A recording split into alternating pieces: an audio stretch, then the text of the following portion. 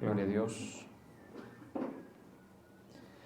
Buscamos en el libro de Zacarías capítulo 4, versículo 6. Zacarías capítulo 4, versículo 6. Dice la palabra: Entonces respondió y me habló diciendo: Esta es palabra de Jehová a Zorobabel, que dice: No con ejército ni con fuerza, sino con mi espíritu, ha dicho Jehová de los ejércitos. ¿Quién eres tú, oh gran monte? Delante de Zorobabel serás reducido a llanura. Él sacará la primera piedra con aclamaciones de gracia, gracia a ella. Vino palabra de Jehová a mí diciendo: Las manos de Zorobabel echarán el cimiento de esta casa, y sus manos la acabarán, y conocerás que Jehová de los ejércitos me envió a vosotros. Porque los que menospreciaron el día de las pequeñeces se alegrarán, y verán la plomada en la mano de Zorobabel. Estos 7 son los ojos de Jehová que recorren toda la tierra. Te damos gracias, Señor, te reconocemos, damos honor, gloria a tu santo nombre, y te pedimos, Padre eterno, que tú nos hables, que nos edifiques con tu palabra y verdad, en el nombre de Jesús. Amén. Bien, dice: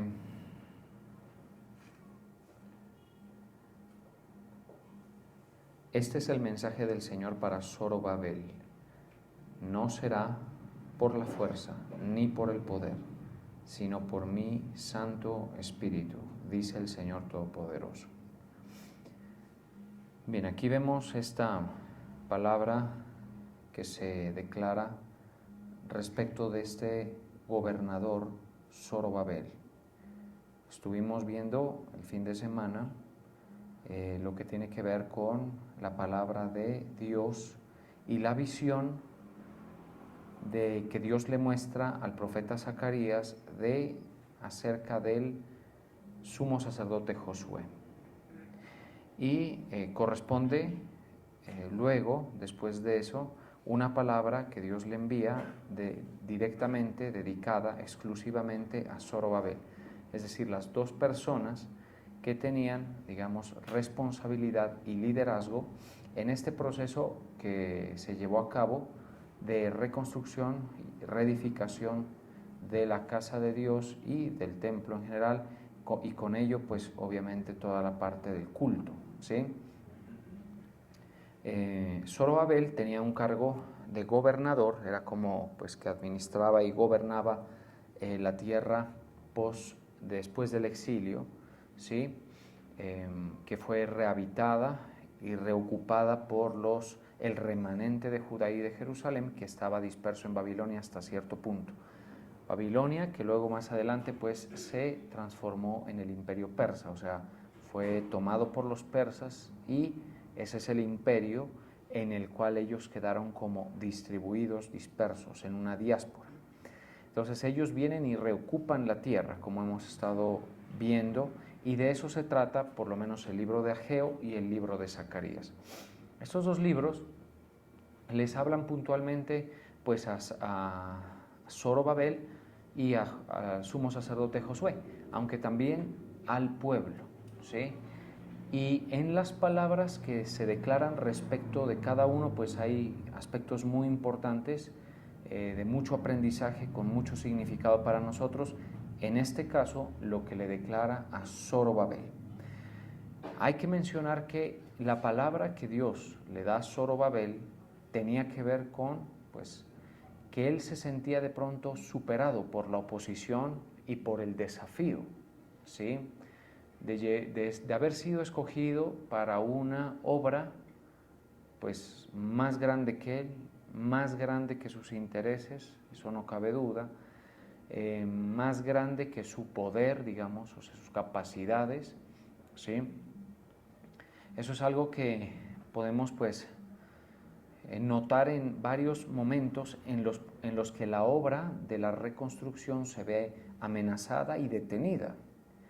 Y esto, a pesar de que se habían dado milagros grandes de parte del Señor desde un inicio en el que mostró que Él estaba en favor de la reconstrucción, pues con todo, en el trayecto, así es decir, en la ejecución de la obra se ve por lo menos que Zorobabel se desalienta en algún momento y el pueblo también, y pierden la visión, ¿sí? Esto lo podemos ver sumando los textos de Ageo y de Zacarías, donde, por ejemplo, en el caso de Ageo llama la atención del pueblo y les dice: a ver, ¿cómo es que ustedes dicen que no es tiempo de reedificar la casa de Jehová y la casa de Jehová está en ruinas mientras que ustedes viven pues en sus casas completamente terminadas y muy bien? Explíquenme eso, básicamente. Es como un reproche en ese sentido de pregunta, ¿sí? Y lo que quería el Señor mostrar era que, en efecto, o sea, también era momento de que ellos sí vivieran y reocuparan la tierra y reedificaran sus casas y las terminaran bien, pero era también el tiempo de reedificar la casa del Señor. Ahora, ¿por qué se paró? Los libros de Reyes y Crónicas nos cuentan los eventos que ocurrieron en aquellos días, que hubieron oposiciones. Entonces, esto nos muestra que, y es algo que creo que es necesario enfatizar, cuando uno tiene algo que hacer, ¿sí?, entre lo que inicia y en el trayecto se van presentando cosas que pueden pues hacerle perder el enfoque, la intención, el ánimo, digamos, el esfuerzo que uno lleva, todo esto. Y eso en obras y en actividades, digamos, que normalmente nosotros calculamos si tenemos lo necesario para acabarlas. Por ejemplo, qué sé yo, una carrera, cualquier cosa que la gente arranca, por lo general se mide frente a eso y por lo menos siente en un inicio que puede hacerlo, que puede lograrlo. Un aprendizaje, un proceso de formación, un proyecto de construcción, ¿sí? La vida cristiana, vale la pena mencionar, ¿sí? La vida cristiana, eso es importante mencionarlo, porque sobre eso vamos a girar, obviamente. O sea, esto es aplicable a muchos ámbitos, pero en la vida cristiana creo que tiene especial aplicación. También, por ejemplo, se miden y dicen: yo puedo con ese proyecto, con ese matrimonio, yo quiero, todo eso. ¿Qué notamos? Que por lo general la gente se mide frente a los desafíos de la vida y se inicia percibiendo grande frente a ellos. Sí, se inicia percibiendo así. ¿Sí? Y luego pues las cosas se van presentando, se van desenlazando y a veces uno tiene que ir asimilando que uno no es tan grande como creía frente a los desafíos de la vida. ¿Estamos de acuerdo? Eso es algo que por lo menos yo sí que he sentido. Uno dice: no, yo puedo, me lanzo, vamos, hagamos. Y con el paso del tiempo uno se da cuenta que de pronto me medí un poco, o subestimé el reto o me sobreestimé yo, digamos. ¿Estamos de acuerdo?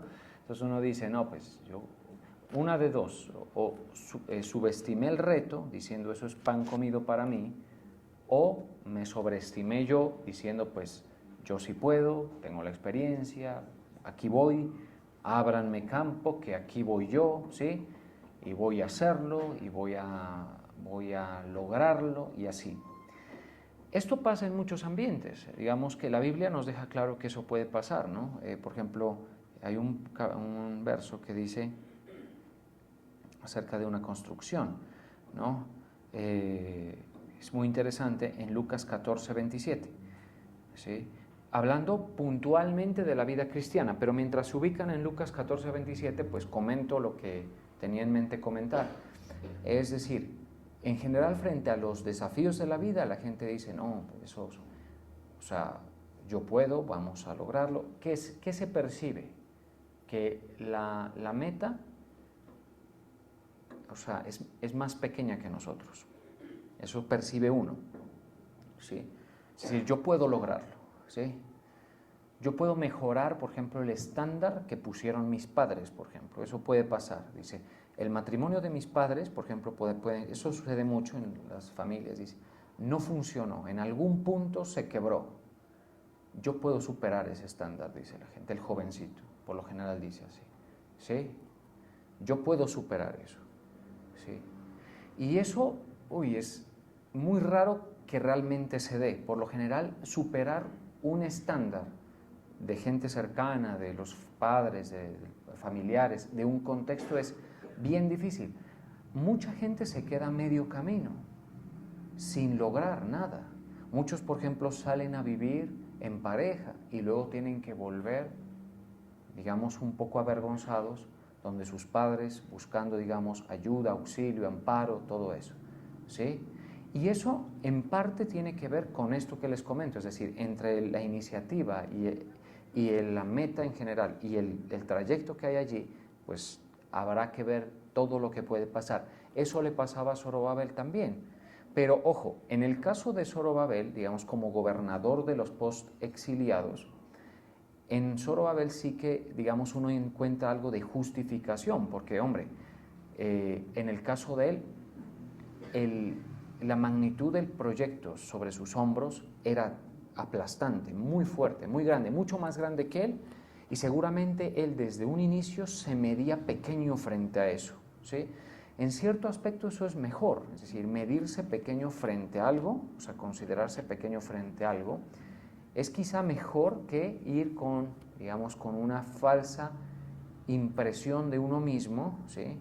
Y creer que, pues, no, yo mejor, ábranme campo, como dije inicialmente, ¿no? Que aquí voy yo sí voy a demostrar que mi matrimonio no se va a dañar, yo voy a demostrar que yo sí voy a poder con los hijos, yo voy a demostrar que mis profesores estaban equivocados, yo voy a demostrar que el sistema tiene que cambiar. Esto está muy presente en el joven que, digamos, se ve grande, se ve fuerte frente a los desafíos. Eso es pan comido, ¿no?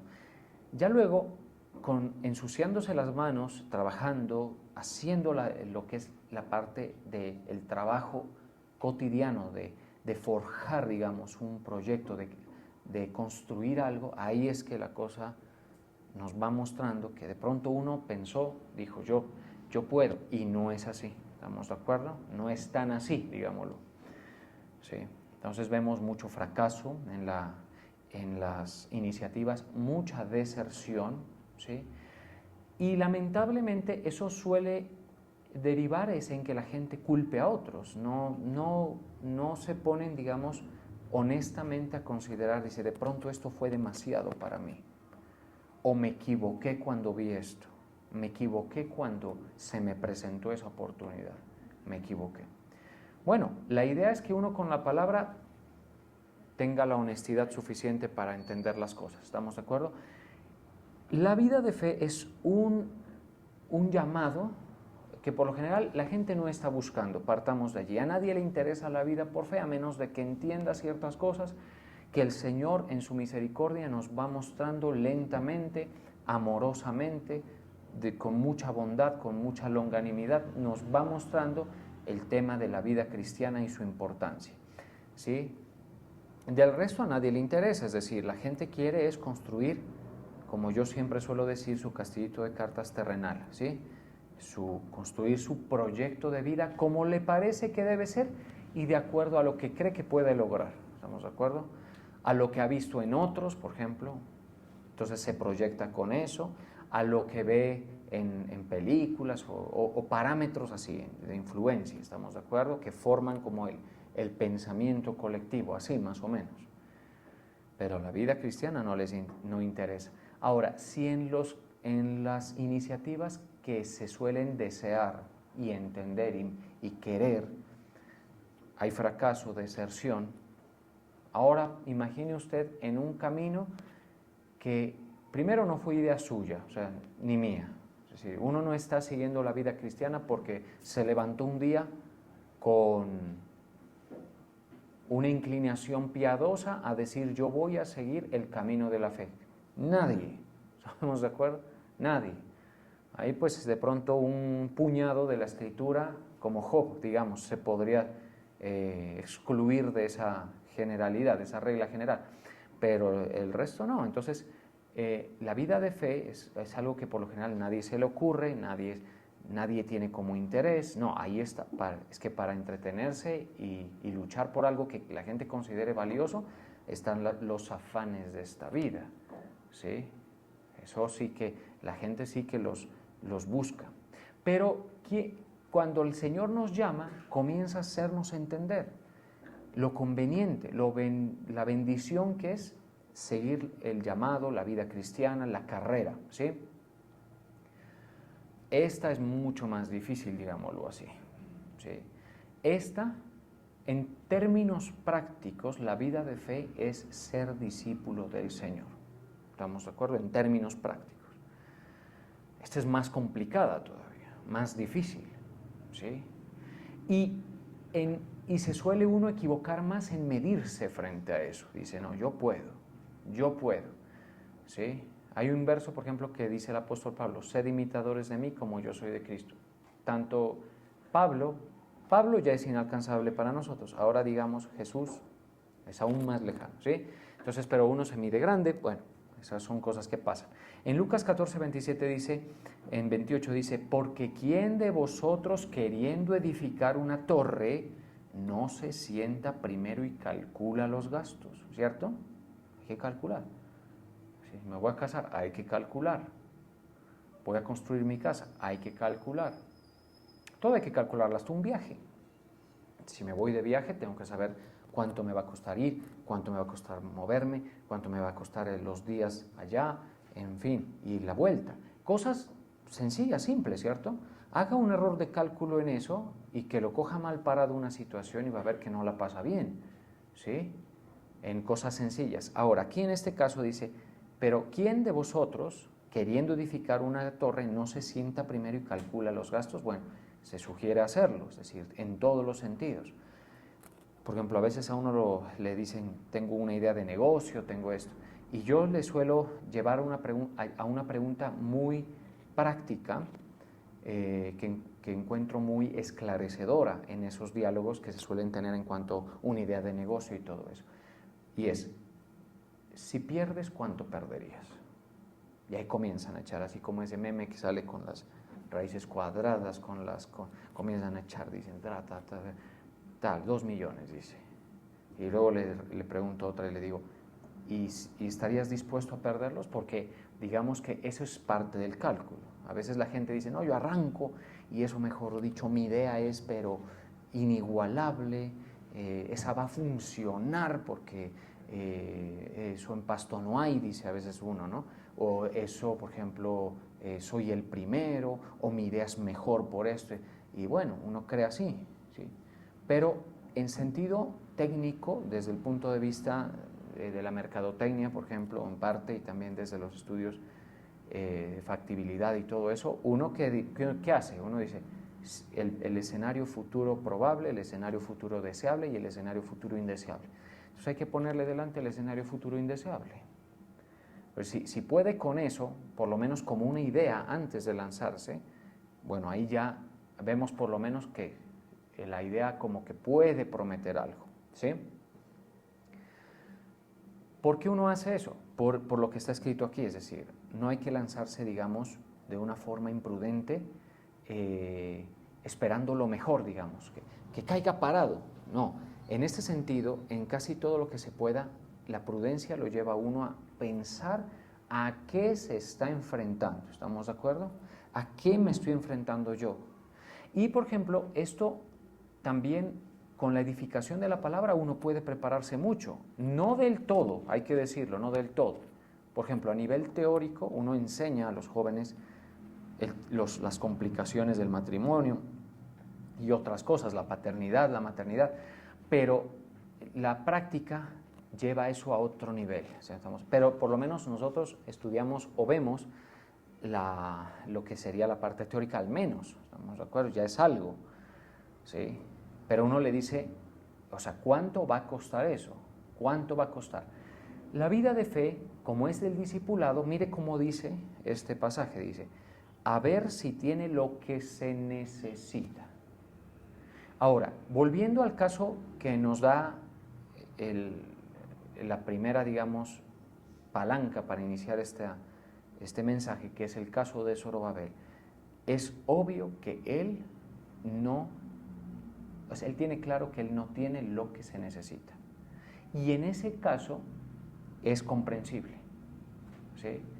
Y ese es un caso que por lo general conduce a una persona de fe a depender de Dios, ¿sí? A depender de Dios. Y ya vamos a volver al libro de Zacarías para que veamos esto a todo color, como se dice. Mire lo que dice: a ver si tiene lo que se necesita para acabarla. Pues veremos, mis hermanos, que hay gente en este mundo, en todos los niveles, de todos los estratos, en cualquier circunstancia, que a veces no tiene lo que se necesita para infinidad de cosas y situaciones. Cosas que para unos son fáciles, o para otros son muy difíciles, ¿sí? Construir, qué sé yo, una relación, bueno, en fin. Y todo lo que hemos conversado aquí, digamos, puesto sobre la mesa, opciones, ¿sí? ¿Qué se puede decir del llamado celestial de la vida de fe? Pues que es más probable que estemos dentro de la categoría de ser de los que no tienen lo que se necesita, ¿sí? ¿Para qué? Para terminar la carrera, por ejemplo, para perseverar, para mantenerse enfocado, para mantenerse sin desanimarse, para mantenerse como viendo al invisible, en el caso de Moisés, un término enteramente bíblico, ¿cierto? Para perseverar en ese sentido. Uno cree, dice, yo tengo lo que se necesita. No, lo que hay que reconocer es que Dios nos da lo que necesitamos, a veces está fuera de nosotros lo que necesitamos. ¿Sí? Necesitamos, por ejemplo, una iglesia. Yo, por ejemplo, yo necesito una iglesia. ¿Sí? Yo necesito un pastoreo. Nosotros, los de estas generaciones, necesitamos la Biblia. Cosa distinta se dice de Job, por ejemplo. Ellos no necesitaron la Biblia. Abraham no necesitó la Biblia. Abraham no necesitó la iglesia. ¿Estamos de acuerdo? Es cosas interesantes. Yo sí lo necesito. ¿Sí? Yo que me he dado cuenta, por ejemplo, que sobre todo estas generaciones de ahora, somos gente dependientes de ayudas tecnológicas, por ejemplo, en todos los aspectos, ¿sí? Yo soy, por ejemplo, puedo producir algo a nivel artístico y todo con las ayudas tecnológicas. Ya no sé si sería capaz de escribir así de memoria y escuchar lo que escribo en mi cabeza, como lo hacía Mozart, por ejemplo. Hombre, no, eso ni siquiera, no tengo ninguna duda que no podría hacerlo. El tema es, tengo lo que se necesita. Eso es lo que quiero que quede como en la idea. ¿Para qué? Para acabarla, porque todo lo que se propone, digamos, tiene, por lo menos en intención inicial, acabarlo, llevarlo a un buen fin, a que se lleve a cabo, todo eso, ¿estamos de acuerdo?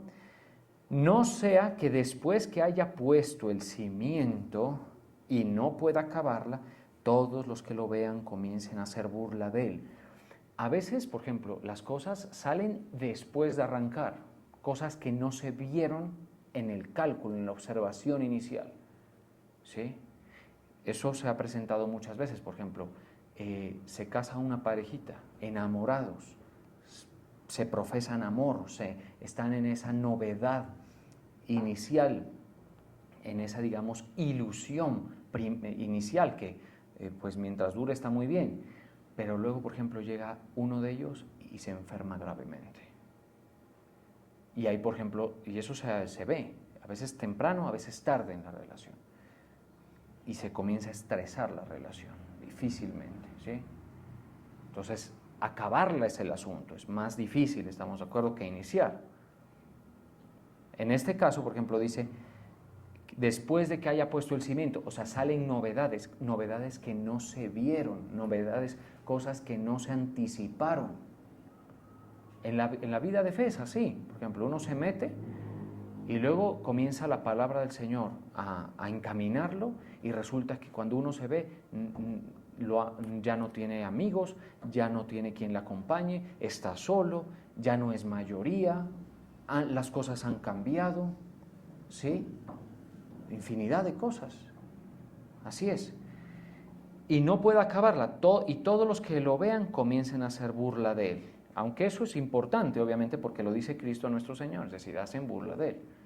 La gente por lo general solamente recibe o respeta un criterio de quienes terminan las cosas. Hay que decirlo así, ¿sí? La gente por lo general dice, no, a mí que me hable este que terminó, este que logró, este que tiene, o bueno, cualquier cosa. Hasta cierto punto es sensato, pues porque obviamente el consejo de alguien que lo haya logrado quizá puede valer más, ¿no? No sea que después de que haya puesto el cimiento, bueno, hagan burla de él, diciendo, este hombre comenzó a edificar y no pudo acabar. Sí, entonces, y lo mismo en cuanto a la guerra, porque luego continúa en el 31, 32, habla acerca de eso. Sí, en el 33 dice, mire, en el 33 dice algo muy poderoso, algo que a mí por lo menos me lleva al temor reverente con el Señor. Así pues, cualquiera de vosotros que no renuncia a todo lo que posee, no puede ser mi discípulo. Entonces, ¿yo qué veo allí? Pues que yo no tengo lo que se necesita para calificar, digamos. Sí. Aunque eso quien lo determine es el Señor, o sea, yo no soy mi propio juez. Sí. A todo lo que posee, palabras de Cristo, que contra esas no hay otra voz, ni otra opinión, ni otra posición, ni posiciones más suaves, ni posiciones diluidas, no, es la palabra del Señor. No puede ser mi discípulo, a todo lo que posee.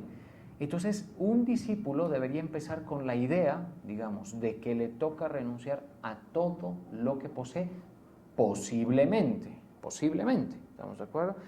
Nosotros sabemos, por ejemplo, que hubieron discípulos que vivieron en una relativa calma en ese sentido, tranquilos. Por ejemplo, la mamá de Juan Marcos, el escritor del libro de Marcos, tuvo su casa en tiempos en los que la iglesia de Jerusalén donaba sus bienes y a ella nunca se la ve entregando ese bien a la iglesia. Parece ser que no tuvo, el Espíritu no la llevó a eso y lo mantuvo durante todo el tiempo. ¿Sí? Eso lo podemos encontrar, a ver si lo ubico para que nos orientemos un poquito. Nos ubiquemos. ¿Sí? Y era una casa grande, o sea, una casa donde cabía la iglesia. ¿Sí? Vamos a ver. Sí, mire, en Hechos 12:12 dice lo siguiente. Hechos 12:12 dice, y habiendo considerado esto, llegó a casa de María, la madre de Juan, este es Juan Marcos, el que tenía por sobrenombre Marcos, el escritor del Evangelio según San Marcos, donde muchos estaban reunidos orando. ¿Qué pasa? Una discípula que no tuvo que entregar su casa. ¿Sí? O sea que no siempre, en todos los casos, se presenta. Pero el discípulo, el que quiera ser discípulo del Señor, debe entrar con ese presupuesto. Y no porque el Señor le vaya a quitar o la vaya a desposeer, como quizá un dictador comunista que comience a expropiar arbitrariamente. Ese no es Cristo, ¿estamos de acuerdo? Simplemente porque, ¿qué tal, por ejemplo, si el Señor lo envía a uno o lo lleva a un lugar, o quizá la persecución le hace que le hagan la pérdida de los bienes? Yo tengo que colorear todo lo que estoy diciendo. Mire lo que dice otro verso que viene a mi mente.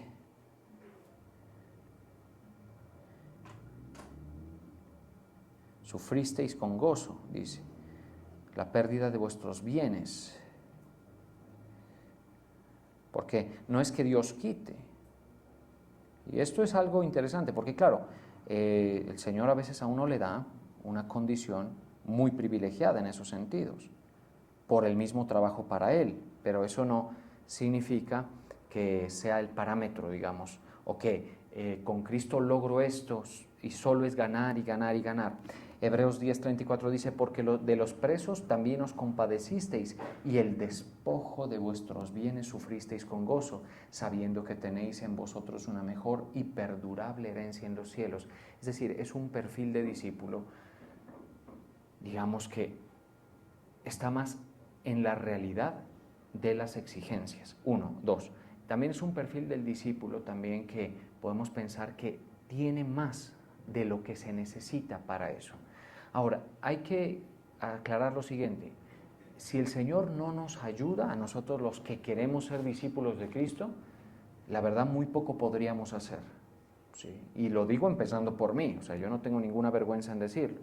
El Señor es quien mide mi nivel y yo delante de Él sé lo que soy, sé lo que tengo. ¿Estamos de acuerdo?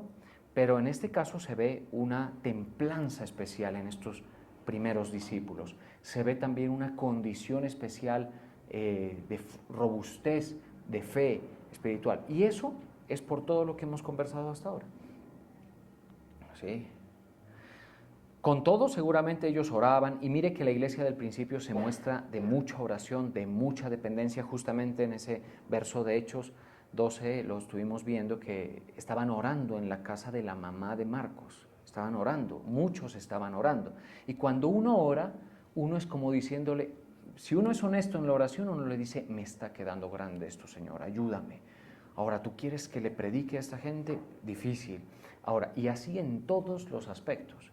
De hecho, el camino más rápido al fracaso es cuando la gente no depende del Señor, ¿sí? Sino que hace las cosas por fuera de la roca, por fuera de la fortaleza, por fuera de la protección, por fuera de la dirección del Señor. Hay gente que dice, yo no necesito el consejo de la iglesia, yo no necesito el consejo del pastor, yo no necesito leer la Biblia, ¿sí?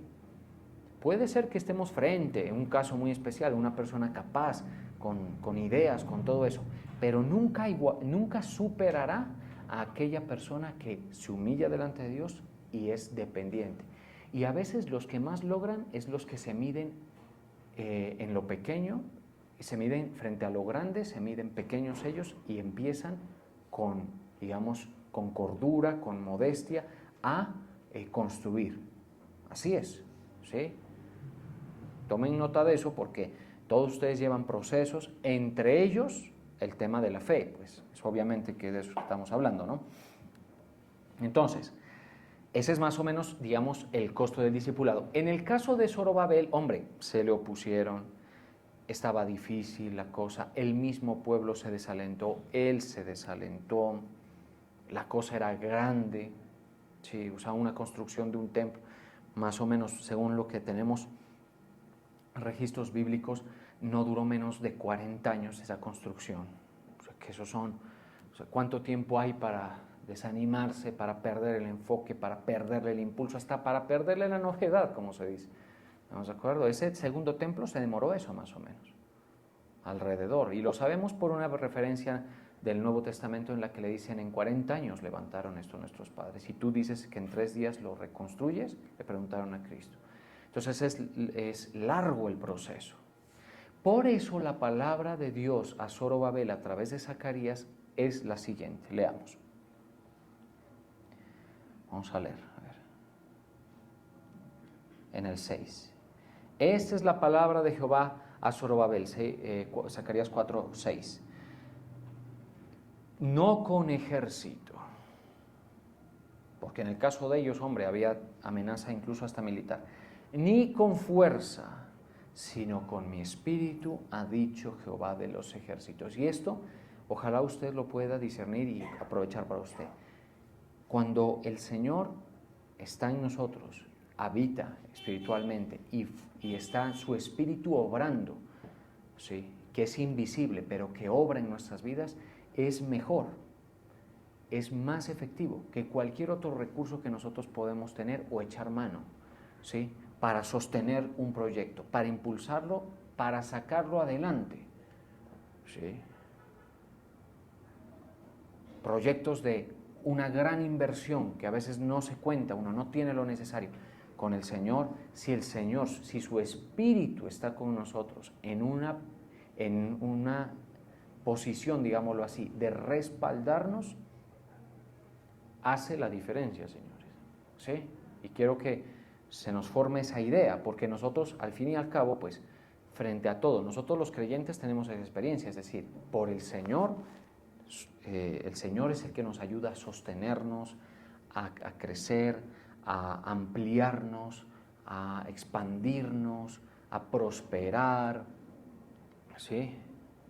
A construir algo lentamente, poco a poco, ¿sí? El Señor, Él es quien lo hace, Él es el quien lo viabiliza. En casos como la iglesia, por ejemplo, esto parece cualquier cosa, pero yo soy consciente de que el Señor es el que sostiene, Él es el que nos permite tener la solidez y robustez que tenemos, porque como ministerio la tenemos, bendito sea el Señor, ¿estamos de acuerdo? Es por Él. Y así en todos los sentidos, es decir, entre más autosuficientes somos, más débiles somos. Entre más autosuficientes somos, más débiles. ¿Sí? Entre más confiamos en nuestra prudencia, más erosionamos lo que queremos construir. Erramos cuando obramos así, sino que de lo que debemos es buscar al Señor en la intimidad y humillarnos delante de Él. ¿Sí? Eso era lo que hacía Zorobabel. Zorobabel era una persona que estaba buscando al Señor en humillación y en dependencia. Por eso cuando el profeta Ageo le habla, él cree. Cuando el profeta Zacarías le habla, él cree. Y él recibe y teme la palabra del Señor. Sino con mi espíritu. Digamos, uno dice, el Espíritu de Dios, ¿a qué obra se apunta? Hombre, a las cosas que son voluntad de Dios. ¿Estamos de acuerdo? Sean cosas grandes o sean cosas pequeñas, digámoslo así. O sea, el Espíritu de Dios, porque hay gente que quiere el respaldo de Dios con un estilo de vida totalmente desconectado de la obediencia, totalmente desconectada del discipulado. Préstenme mucha atención a esto. Quizá lo sabe, quizá no lo sabe, pero a nivel práctico es muy conveniente recordarlo seguido. ¿Sí? Hay gente que quiere el respaldo por fuera del discipulado. Hay gente que quiere el respaldo de Dios por fuera del orden de Dios. Hay gente que quiere el respaldo de Dios para vivir en servidumbre a sus concupiscencias, a sus pecados. ¿Sí? Ahí sí que no estamos en la misma página. ¿Sí? No, aquí venimos por lo menos con una idea de que esto tiene un costo, y el costo es obedecer al Señor, reconocerlo, el costo es humillarnos delante de Él, ser dependientes. A veces no es tan difícil soltar el control porque uno dice, Señor, toma tú mejor el mando porque el barco está mejor en tus manos. Y así es la verdad. Está mejor, nuestra vida está mejor en las manos de Dios que en las manos suyas propias. Sí. Así es, ojalá tengamos esta convicción, sobre todo los jóvenes, ¿sí? Que siempre el Señor nos concede hablarle mucho a jóvenes. Hombre, ¿tú crees que la vida en tus manos? No, está mejor en las manos del Señor, en el orden de Dios, siempre. Pero soltar es difícil, creerle es difícil.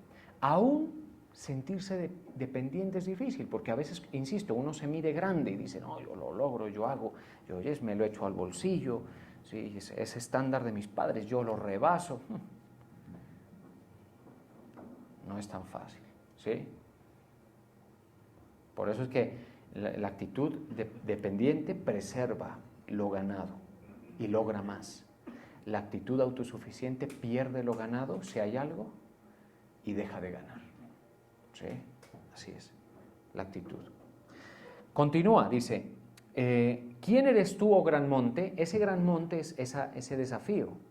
Por eso es que en el Nuevo Testamento se habla de la montaña, ¿cierto? Que la fe que mueve montañas y que si tuvieras fe y le dirías a este monte, trasládate de aquí para allá. Bueno, es más o menos parecido, digamos, es un paralelo que encontramos en el Nuevo Testamento de lo que está aquí.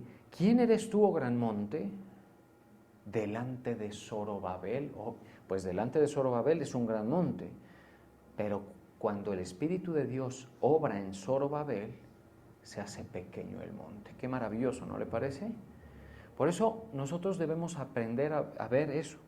Cuando leemos la Biblia, ver lo grande a Dios, lo suficientemente grande a Él, para que su Espíritu nos haga pasar sobre nuestros pequeños obstáculos, porque los nuestros no son de demasiada envergadura, la verdad. ¿Sí? Ahora, si un día Dios le encarga a uno algo grande, algo de responsabilidad, de generaciones, pues ahí hablaremos, pero por lo general la gente vive vencida por lo cotidiano, ¿sí? Y eso es una experiencia en la que si algo se nota es la falta de presencia de Dios y respaldo, pero por la falta misma de dependencia, ¿sí? ¿Qué cosa? Que lo cotidiano lo vence, que lo pequeño lo vence, ¿sí? O sea, uno a veces es más pequeño que lo pequeño, ¿sí? Así es. Uno a veces es más pequeño que lo pequeño. Y el Señor, cuando su presencia está en nosotros, nos hace pensar de nosotros con cordura, con sensatez. Uno ya sabe, por ejemplo, que a veces lo pequeño es más grande ya que uno. Y ahí conviene mucho depender, conviene mucho creer en el Señor, conviene mucho obedecer, porque el Señor hace que eso pequeño sea superado y nos sostiene. Y bueno, ya el Señor sabrá hasta dónde lo lleva uno. ¿Quién eres tú, oh gran monte, delante de Zorobabel? Serás reducido a llanura. Algunos comentan que este gran monte también era en la mente de Zorobabel como la cantidad de escombros que tenía que despejar para poder alistar, solo alistar, no levantar nada, solo alistar el lugar donde iba a emplazarse el templo. ¿Qué cosa? ¿Sí? Eso era. ¿Sí? Y lo sabemos por los versículos que siguen, ya vamos a mirar un poquito de esto. Pero dice, ¿quién es este gran monte? En el caso de él, pues no se trata de el monte en sí mismo, el Moria, donde está hoy la explanada, de donde antes era el templo. Este segundo templo también fue derribado en tiempos de los romanos.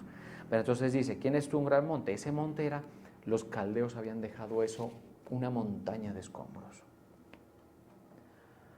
Solo quitar eso ya era un tema, solo eso ya. Con el temor de ser atacados, además con alguna limitación en recursos, además con la indisposición de algunos del pueblo también, y en fin, así. Para mí solo eso yo, Zorobabel, yo solito eso no puedo, ¿sí? Pero el Señor le dice, ¿quién eres tú, oh gran monte? Es decir, serás reducido a llanura.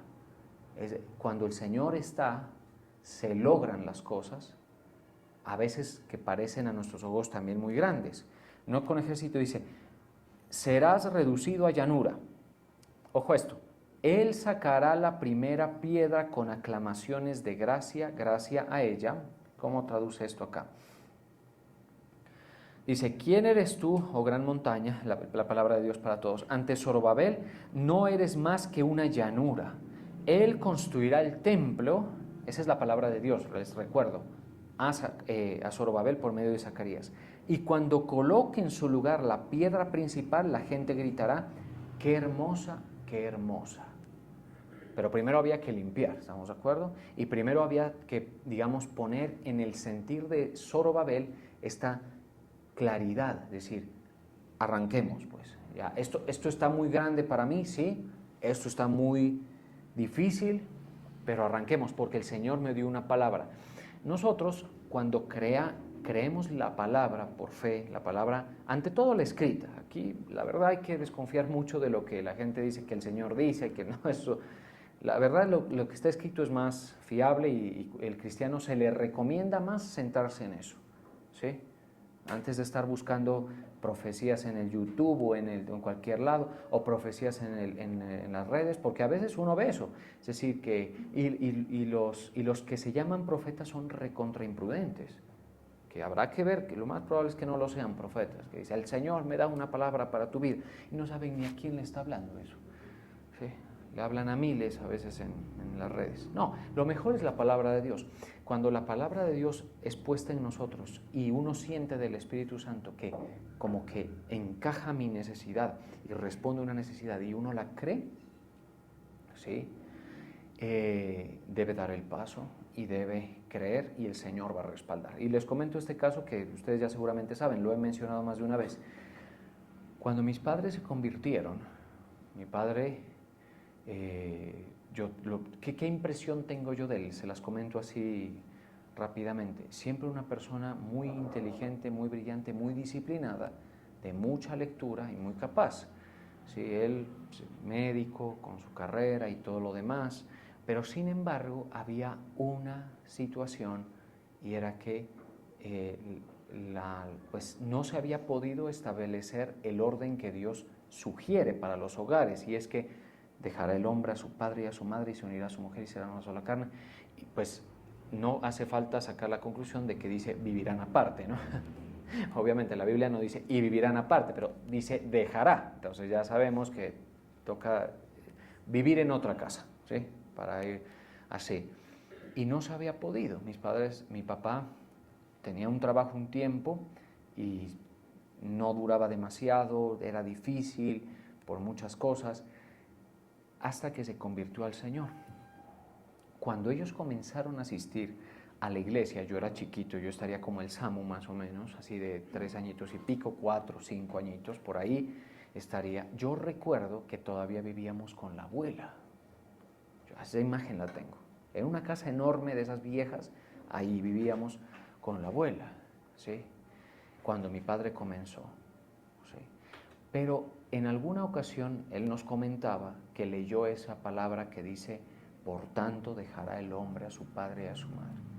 Y le dijo al Señor, Señor, muchas veces he intentado salir y poner en orden esto, porque aparte pues eso es hasta incómodo, ni siquiera es un tema conveniente, pero no he podido. Pero ahora voy a hacerlo con tu ayuda. Y dio ese primer paso, creyendo que esta vez era diferente, ¿sí? Seguramente esto es algo que yo puedo pensar ya con la experiencia, es decir, él ya se sentía pequeño frente a eso, porque ya muchas veces lo había como sentido algo de fracaso en eso, entonces se sentía pequeño, ¿sí? Y lo hizo, y él me comentaba, nos comentó la experiencia a nosotros y también a la familia en general. Nunca más volvió atrás de esa condición ya ganada. Nunca más. Y fue una apertura de un canal de bendición para nosotros, porque para todos nosotros esas obediencias primeras de Él han sido pues de bendición. Creo que todos estamos de acuerdo con eso, ¿sí? Pero es eso, es decir, ese gran monte para Él en ese momento se volvió llanura. ¿Por qué? Porque ya estaba la presencia de Dios, digamos, soportando o respaldando una obediencia. ¿Estamos de acuerdo? Así es, y así en general. Ya, por ejemplo, nosotros ya partimos de otro nivel, o sea, ya tiene sus retos, uno tiene que obedecer y todo, pero ya se parte de otro nivel. Digamos, eso es lo normal, eso es el deber ser, y ya, ¿sí? Pero mucha gente no logra eso, viven arrimados, todo eso. Y a veces es más que lo quieran, es que les toca, ¿sí? Y esas son las clases de pequeñeces que suelen a veces abofetearnos en la cara. Por eso es que estas cosas hay que tomarlas en serio, porque cuando uno entiende el valor o la importancia de depender y obedecer a Dios y de Dios, las cosas pueden cambiar muchísimo. Entonces, dice, y cuando delante de Zorobabel será reducido, él sacará la primera piedra, o él pondrá la primera piedra, la piedra del cimiento, y todos dirán, qué hermosa, qué hermosa. ¿Sí? Es como quien dice, hemos llegado hasta aquí, falta mucho, es la primera piedra, ¿sí? Pero hasta aquí se ha llegado porque el Señor le envió una palabra de aliento, de fe a Zorobabel. Zorobabel fue un hombre fiel. De hecho, el templo de Herodes, el templo mal llamado de Herodes es en realidad el templo de Zorobabel, cuando el que Cristo visitó, ¿sí? Y es interesante mencionarlo, porque si bien Herodes lo engrandeció y lo embelleció muchísimo, sí, hay que decirlo, es una remodelación muy, muy impresionante, pues las bases las puso Zorobabel, ¿estamos de acuerdo? Y en ese sentido a mí me inspira, porque bueno, a veces el reto es llegar a final de mes con los gastos, ¿sí? A veces, y así la verdad la mayoría viven así, ¿sí? A veces el reto es que no se me dañe el hogar. Por ejemplo, si el hogar es una cosa que muchas veces nos queda grande, entenderse, encajar, comprenderse, ¿sí? Y al final, por ejemplo, si el enemigo acaba un hogar, yo creo que los dos miembros de esa unión se quedan como diciendo, se me fue, o sea, no pude, se me fue de las manos, ni la entendí ni me entendió y se dañó. Cuando uno depende más del Señor, el Señor suele sostenerlo a uno más allá, ¿sí? Es más competente Dios y el Espíritu de Dios obrando en los corazones de la pareja que las razones, las peleas y, óiganlo bien, mujeres, la cantaleta. Sí. Por eso, por ejemplo, yo agradezco las oraciones de mi esposa, porque yo sé que las oraciones que ella hace, a veces pues son parte de lo que a mí me hace caer en cuenta de cosas, reflexionar y así, ¿estamos de acuerdo? ¿Por qué? Porque estamos metiendo, o sea, estamos yendo a buscar al Señor en dependencia. Lo necesitamos para eso. Yo lo necesito para todo, desde lo pequeño hasta lo grande, ¿sí? En lo pequeño se glorifica y en lo grande se va a glorificar, amén, en todo. Y continúa diciendo, miren, y terminamos ya.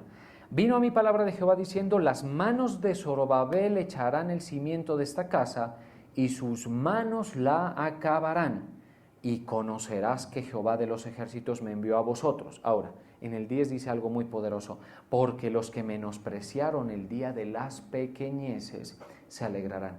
Hay gente que menosprecia las pequeñeces, ¿sí? Porque ellos se ven grandes frente a las cosas. Por ejemplo, menosprecian una iglesia pequeña, o menosprecian la llama, el grupo familiar pequeño, o menosprecian al hogar que empieza con un carrito viejo o con un carrito pequeño, o menosprecian, por ejemplo, cuando usted lo ven empezando, por ejemplo, cuando uno empieza, son las pequeñeces. Uno va con la Biblia, algunos cristianos metidos en la idea de servir van con su guitarra, son pequeñeces, eso, mejor dicho, tocarán 3 acordes si acaso, no deleitan a nadie con eso, son pequeñeces.